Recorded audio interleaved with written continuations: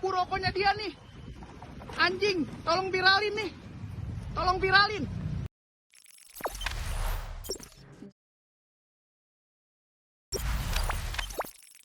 Viral video pengendara mobil dengan plat BG Kota Palembang nyetir sambil merokok kena mata pemotor. Video yang diunggah akun @merekamjakarta menuai kecaman dari netizen. Akibatnya, seorang pemotor yang berboncengan terpancing emosinya karena ulah pengendara mobil. Peristiwa terjadi di Jalan Raya Condet, Kedong, Pasar Rebo, Jakarta Timur pada Rabu 19 Januari 2022. Menurut pengakuan pengendara motor, ia kesal lantaran abu rokok milik pengendara mobil mengenai matanya.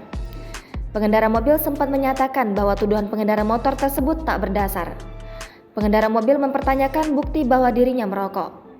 Pengendara motor pun memaki pengendara mobil lantaran tindakannya mengemudikan mobil sambil merokok. Buka, buktinya mana? Ini mata gua lu lihat buktinya mana? Bego banget sih lu. Udah salah buktinya.